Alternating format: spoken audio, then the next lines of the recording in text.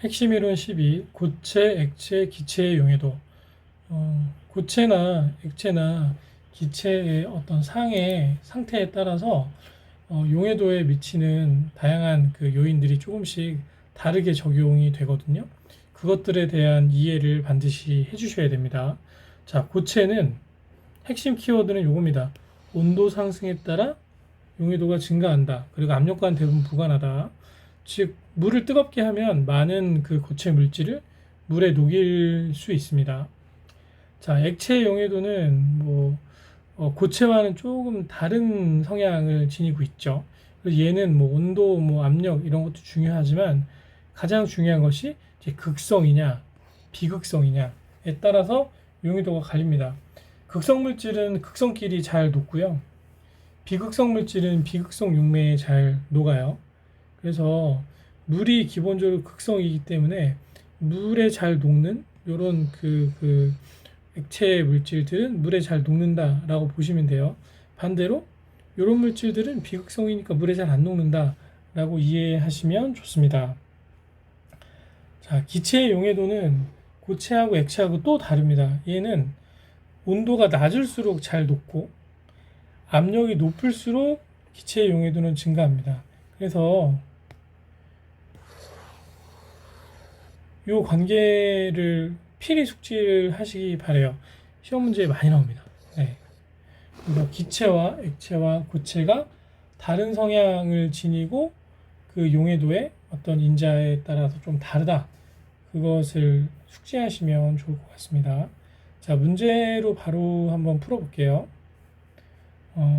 1번. 기체의 용해도에 대한 설명으로 옳은 것은 기체는 용해도가 압력에 비례하고 온도에 반비례한다. 그것만 머릿속에 숙지하시면 돼요. 네. 질소는 잘 안 녹죠. 물에. 비극성입니다. 자, 무극성의 기체는 물에 잘 녹는다. 극성과 극성이 잘 녹고. 근데 얘네들은 어떻게 보면 기체의 용해도에 대한 설명이라고 보기는 조금 어렵죠. 이제 옳은 것을 표현하면 기체의 용해도는 압력에 비례한다. 그리고 온도가 낮을수록 잘 녹는다. 그래서 이건 조금 다른 얘기, 좀 참조하시라고 설명을 드리자면 우리가 보통 용존산소 있잖아요. 네, 용존산소를 우리가 이제 DO라고 하잖아요. 그래서 물속에 녹아 들어갈 수 있는 산소의 양이 가장 최적점이 온도가 낮을 때예요. 0도씨에 가까울 때 물속에 산소가 제일 많습니다. 네. 여기서 답은 4번이죠. 자, 2번. 고체의 용해도에 대한 설명 중 가장 거리가 먼 것은, 자, 고체의 용해도는 이제 압력과는 첫 번째 무관합니다. 그리고 온도가 상승할수록 잘 녹죠. 네, 그래서 압력이 높아지면 용해도가 커진다? 이건 말이 안 되고요. 네, 압력과는 전혀 무관합니다. 그래서 답은 3번이 되겠죠. 핵심 이론 13번. 묽은 용액과 콜로이드 용액의 성질. 이 파트에서는 묽은 용액이 지니는 성질, 그리고 콜로이드 용액이 지니는 성질에 대해서 공부를 하시고 또 계산도 할 수 있게 숙지를 해주셔야 됩니다. 자, 묽은 용액은 기본적으로 개념이 순수한 용매가 아니고 용질이 첨가된 용액을 우리가 이야기를 하고요. 이 일정량의 용질이 첨가된 용액은 다음과 같은 특징을 지닌다고 합니다. 첫 번째 증기압 내림 현상. 그래서 용질 입자가 이제 용액 표면에서 용매의 증발을 뒤집어 싸면서 방해를 한다고 합니다. 그래서 증기압력이 순수 용매보다 낮게 된다라는 특징이 있고요. 어는 점도 내리고 끓는 점도 오르게 만든다고 합니다. 그래서 용질이 포함된 그 묽은 용액의 어는 점과 끓는 점을 계산하는 그 식이 있어요. 그것을 이제 라우레 법칙식이라고 하는데, 끓는 점 상승도는 용액의 끓는 점 빼기 용매의 끓는 점으로 계산을 하고, 얘를 실질적으로 문제에서 계산을 할 때는 몰랄 농도와 분자 상승 수치를 곱해서 계산을 하게 되고요. 어는접 강화도도 뭐 유사한 형태로 계산을 합니다. 그래서 특히 두 번째식, 네, 요거를 이용을 해서 문제를 푸는 게 출제가 간혹 되고는 합니다. 조금 이따가 기출문제 풀어보시면서 한번 진행을 해볼게요. 또 묽은 용액은 자, 삼투압과 반호프 법칙의 적용을 받는다고 보시면 돼요. 삼투압은 반투막이 있는데 이게 세포막이죠. 반투막. 그래서 세포막을 기준으로 물과 같은 용매가 용질이 통과하지 못하는 막을 왔다 갔다 하면서 농도를 이제 맞출 수 있다. 뭐 그런 개념으로 이해를 하시면 되고요. 삼투압과 반트호프 법칙. 자, 삼투압은 이제 세포막이 이렇게 있습니다. 세포막이. 네, 세포막이 이게 반투막이죠. 그래서 용질은 얘를 통과를 못해요.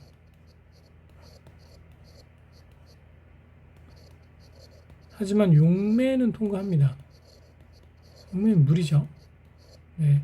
그리고 삼투압은 그 농도를 일정하게 맞추려고 하는 그 보이지 않는 힘에 의해서 물이 왔다 갔다 하면서 농도가 어느 정도 유지가 되는 그런 현상을 의미를 하는데, 묽은 용액이 이 삼투압의 특징을 지니고 있다. 삼투압에 영향을 받는다라고 생각을 하시면 되고요. 이 반트호프 법칙은 뭐냐면 이게 이제 이상기체 방정식하고 똑같아요. 네, PV는 nRT인데 요거를 이제 액체에 대해 그러니까 묽은 용액, 액체 상태인 묽은 용액에 적용을 해서 대입을 한 것이라고 생각을 하시면 좋습니다. 네. 자, 콜로이드 설명드리겠습니다. 콜로이드는 굉장히 범위가 넓은 어떤 상태인 그 이제 액체를 의미를 하는데, 네. 자, 콜로이드는 친수성, 소수성,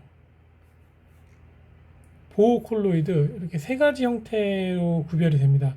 친수성은 물을 좋아하는 콜로이드죠. 그래서 물에 잘 녹아요. 녹말, 젤라틴, 물에 잘 녹습니다. 그리고 소수성 콜로이드는 물을 좀 좋아하지 않습니다. 그래서 이제 전해질과 결합해서 쉽게 엉기거나 침전하는 성격을 지니고 있습니다. 그래서 소수성 콜로이드를 이용을 해서 응집제로 사용을 하곤 합니다. 자, 보호 콜로이드는 소수성 콜로이드와 친수성 콜로이드가 결합된 형태. 네, 침전이 잘 일어나지 않는다. 여기서는 이런 그 예시 물질을 우리가 구별할 수 있는가, 그것을 묻는 문제가 시험 문제에 출제되고는 합니다.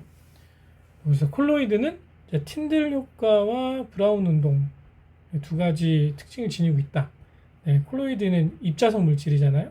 그래서 입자성 물질이 빛을 산란시킵니다. 네, 그래서 빛이 들어갔다가 튕겨 나와서 이제 반짝반짝하기도 하고 뭐 그런 그런 현상을 지니고 있고, 자, 브라운 운동은 얘는 이제 열 운동을 하는 분산매 분자들이 불규칙하게 콜로이드 입자와 충돌해서 발생한다고 우리가 규정을 하고는 있어요. 자, 문제를 바로 풀어보시겠습니다. 물 500g에 비전의 물질이 12g 녹아 있다. 이 용액의 어는 점이 0.93도, 마이너스 0.93도일 때 녹아있는 비전해질 물질, 비전해질의 분자량은 얼마인가?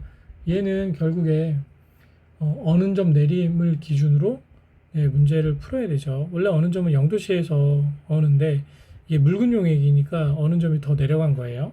그래서 마이너스 마이너스는 쓰지 않습니다. 죄송합니다. 네, 수치상의 절대값을 쓴다고 보시면 되고요.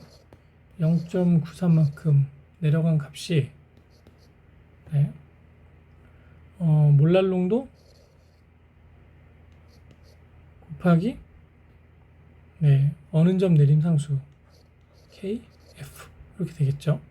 그러면 이제 여기서 우리가 몰랄 농도를 모르니까 요거는 여기다 넣으시면 돼요. 1.86 m만 남기고 넘기면 네, 이 몰랄 농도 값이 계산기를 써서 계산을 하시면 0.5 몰 퍼 킬로그램, 즉 물 1kg에 0.5몰이 녹아있는 상태가 되는 겁니다. 그런데 물이 1kg일 때 0.5몰이 녹아있으면 0.5kg, 여기 나와있는 이 500g이죠. 네. 500g일 때는 이것의 양의 절반이 녹아 있겠죠. 0.25몰. 그쵸? 그러면 이것을 가지고 비례식으로 푸시면 돼요. 즉 0.25몰이 녹아 있는 것이 그 비전의 물질이 12g입니다. 는 1몰일 때 과연 얼마이겠는가? 그럼 이게 4배죠. 4배. 네. 그럼 12g의 4배가 되겠죠. 12 곱하기 4는 48g이죠. 그래서 답은 4번이 됩니다. 그래서 네, 비전해질의 분자량은 이제 48g이 된다. 이렇게 푸시면 될 것 같아요. 13-2번 용액의 끓는 점 오름은 어느 농도에 비례하는가? 끓는 점 오름이나 어는 점 내림 두 가지 다 몰랄 농도 기준으로 네, 비례한다 라고 꼭 기억해 주시기 바랍니다. 시험 문제에 자주 출제되는 그런 문제입니다. 자, 13-3번 증기압에 대한 설명으로 틀린 것은, 증기압은 일반적으로 이제 그 동적 평형 상태에 있을 때의 그 압력을 우리가 이야기를 하잖아요. 네. 그래서 고체나 액체나 기체가 이제 어느 상으로 변하기 위해서 준비하는 그런 그 압력의 평형 상태라고 보시면 되는데, 증기압이 이제 클수록 증발이 잘 되는 거예요. 네. 그래서 휘발성 물질이 이제 증기압이 큰 특성을 지니고 있죠. 답은 네, 1번입니다. 증기압이 크면 증발이 쉽다. 네.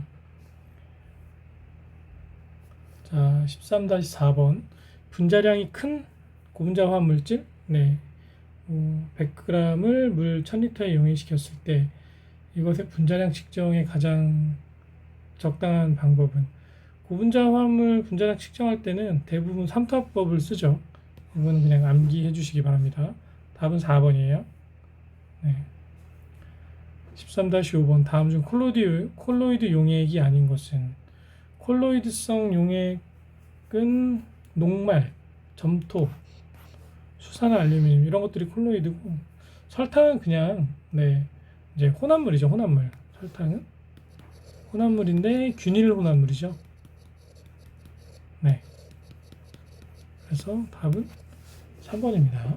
핵심 이론 14. 오차와 유효 숫자. 네, 오차의 원인은 크게 4가지로 구분해서 말씀드릴 수 있습니다. 측정 원리가 불완전하거나, 계측기가 불완전하거나, 또는 조건의 이상으로 인한 오차, 그리고 측정자, 이렇게 4가지로 분류해서 그 오차의 네, 원인을 우리가 이야기할 수 있고요. 네, 오차의 종류에 대해서도 굳이 이야기를 하자면 이제 실수에 의한 오차, 그리고 우연 오차, 계통 오차, 3가지 정도로 얘기할 수 있어요. 그래서 얘네들은 그냥 암기를 해주셔야 되는데, 사실 이 파트가 네, 시험에 이번에 새로 좀 들어가 있는 파트라 저도 어떤 식으로 나올지 잘 모르겠어요. 이번 연도에 이제 시험을 제가 몇 번 들어가서 보긴 봤는데 관련 문제는 제가 보지는 못했거든요. 그래도 혹시 모르니까 좀 공부를 해두시고요. 유효 숫자는 시험 문제에 가끔 나옵니다. 특히나 유효 숫자는 필답형에도 나옵니다. 그래서 추후에 좀 더 구체적으로 14절에 가면 핵심 이론 통해서 계산하는 것까지 구체적으로 제가 좀 커버를 해드리도록 하겠습니다. 자, 그럼 문제를 보실게요. 자, 오차의 원인으로 옳지 않은 것은 오차의 원인 중에 뭐 측정 기준의 일반화 뭐 이런 거는 아까 내용이 없었죠. 답은 4번이고요. 개인 오차를 보정하는 방법은 가장 개인 오차를 좀 정확하게 보정하는 방법은 이제 측정 기준을 바르게 세워서 제거한다. 네, 이 방법이 가장 적절하다고 볼 수 있습니다. 자, 1- 원자의 구조와 주기율. 핵심 이론 01 원자의 구조. 자, 요거는 그림을 좀 보실게요. 자, 원자는 지난번에는 한번 설명을 해드렸지만, 자, 양성자와 그리고 중성자, 요거를 합쳐서 우리가 원자 핵이라고 부르죠. 네. 그리고 그 전자만, 그러니까 양성자만큼 동일한 수의 전자가 원자 주위를 돕니다. 그리고 얘네들은 서로 절대 만나지 않아요. 왜냐하면 궤도가 다릅니다. 네. 이런 모양으로 되어 있다. 얘는 전자가 2개니까 헬륨이죠. 그럼 질량수와 원자 번호를 표시하는 방법에 대해서 말씀드릴게요. 자, 질량수와 원자 번호는 이 원소가 있으면 좌측 상단에 질량수를 적고요. 그리고 좌측 하단에 원자 번호를 적습니다.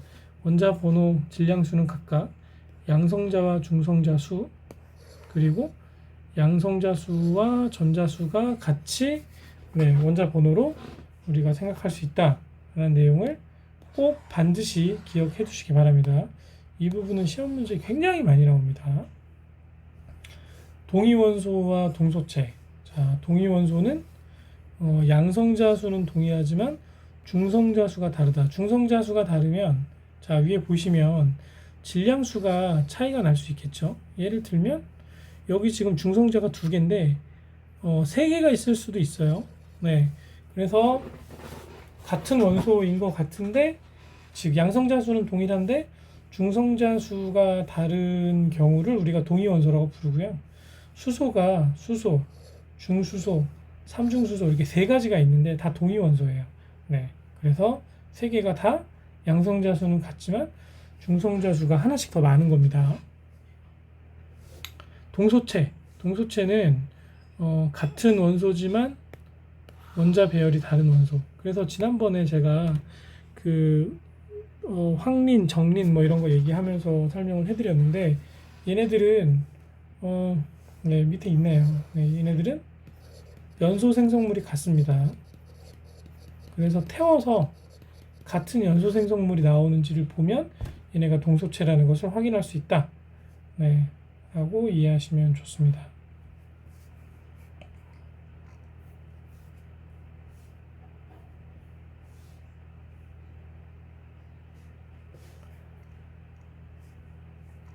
자, 문제 보시겠습니다.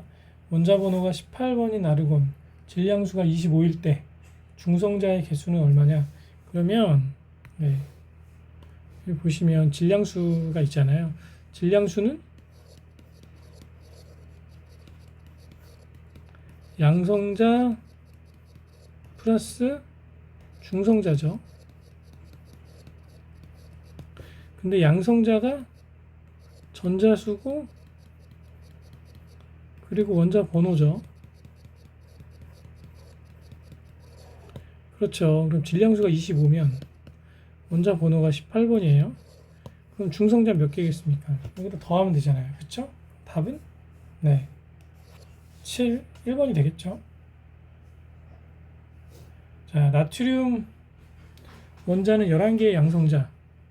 자, 나트륨이 이제 양성자가 전자고 이게 번호죠. 그럼 이제 11이라고 했잖아요. 네, 그럼 원자 번호가 11인 것만 놔두고 지우면 됐고요. 그 다음에 질량수는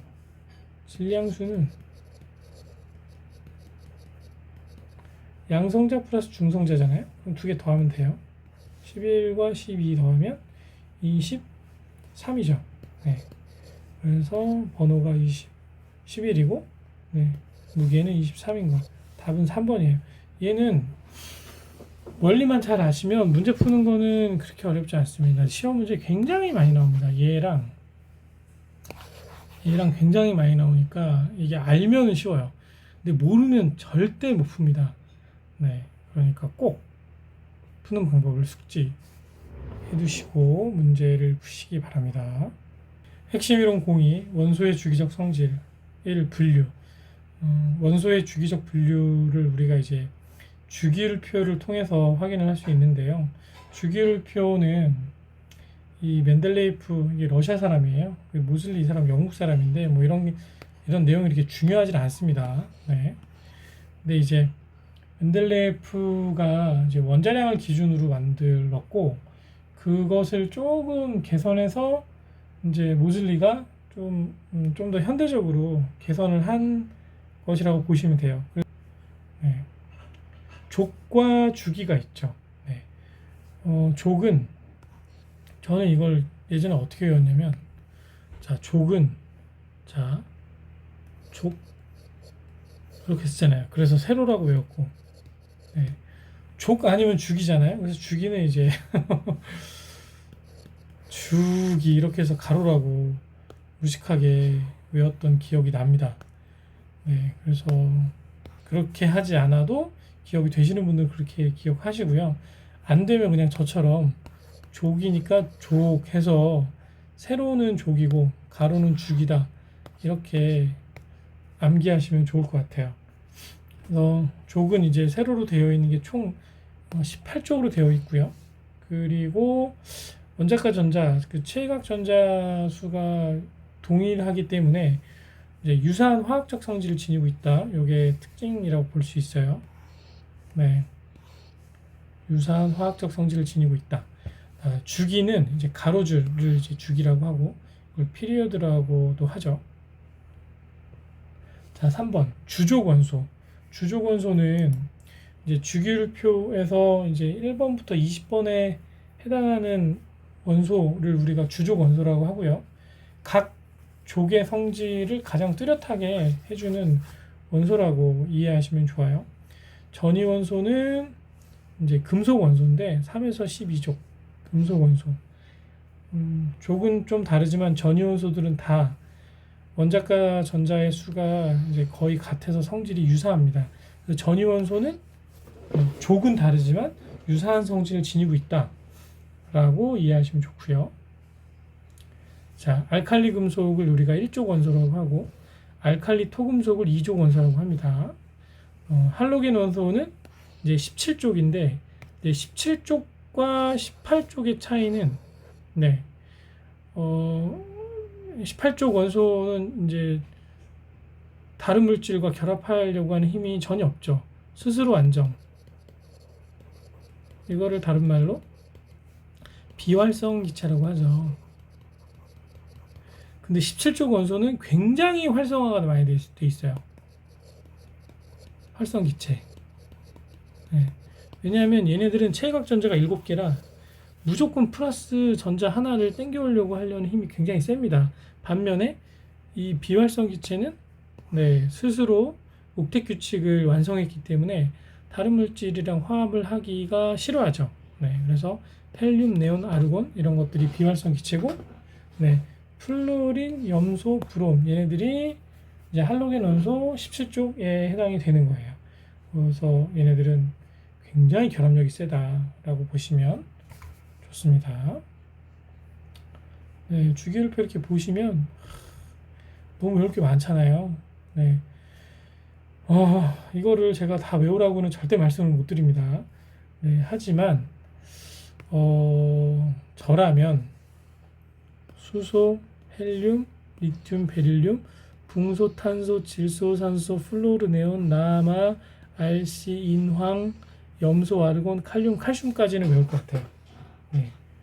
그리고 여기서 중요한 원자량을 지니고 있는 물질이 수소와 탄소, 질소, 산소, 황, 염소 정도? 이 정도 화학 식량, 원자량 값은 알면 좋다. 나중에 이제 경도값 하려면 마그네슘과 칼슘까지 알면 좋은데, 뭐 나트륨까지 알면 뭐 이러면 뭐 다 좋죠. 근데 이런 것까지는 좀 뭐 하면 좋겠지만, 하지만 얘네들은 필수입니다. 네, 반드시 화학식량, 네, 원자량 값을 암기를 하시기 바랍니다.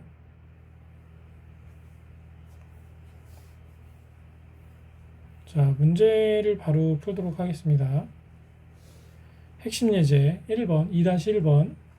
전이원소에 대한 특성에 대한 설명으로 옳지 않은 것은, 전이원소는 대부분 금속이죠. 네. 그리고, 네. 이제 공기 중에서는 뭐 다른 물질과 큰 뭐 변화는 없습니다. 그리고 촉매제로 주로 사용된다. 요 정도만 숙지하시면 좋을 것 같아요. 환원제로 사용이 안 되죠. 얘네들은 네, 반응성도 없어요. 네, 그래서 답은 4번입니다. 주기율표에서 전형원소에 대한 설명. 전형원소는 우리가 보통 이제 밀도가 되게 낮은 그런 밀도가 작은 금속원소 플러스 비금속원소 두 가지가 전형원소에 해당이 되고요. 네. 저밀도 금속원소 플러스 비금속원소. 네. 그리고 얘네들은 이제 뭐 원자 번호로 따지자면 뭐 1번부터 20번, 30년, 38 뭐 이렇게 번호들이 쭉 있는데 요 정도 특징만 반드시 숙지해 주면 좋을 것 같아요. 네. 그래서 네, 밀도가 큰 금속은 해당이 안 되죠. 답은 2번입니다. 2-3번 주기율표상 5족에 해당하지 않은 것은, 네, 5족의 첫 번째 나오는 게 이제 질소고요. 그 밑으로 쭉입니다. 그 다음에 이제 비소, 안티몬, 그리고 비스무트 뭐 이런 것들이 있습니다. 규소는 해당되지 않죠. 답은 3번입니다. 자, 2-4번 보실게요. 주기율표상에서 원자번호 7의 원소와 비슷한 성질을 가진 원소의 원자번호는 이제 동일한 족의 원소들이 유사한 성질을 띠겠죠. 같은 족상에 있으니까. 그래서 이제 질소는 아까 위에 문제하고 똑같이 질소, 죄송합니다. 질소, 뭐 비소 이렇게 유사한 성질을 띈다고 보면 되겠죠. 그래서 이제 번호로 따지면 질소가 이제 7, 자, 인은 15번째, 그리고 비소는 33번째 이렇게 네, 되어 있습니다. 이게 5족 원소를 구별할 수 있느냐, 뭐 똑같은 문제라고 보시면 돼요. 그래서 네, 이 중에 이제 네, 15번째 원소인 인이 유사한 성질을 지니고 있다. 이렇게 해서 문제를 푸시면 좋을 것 같습니다.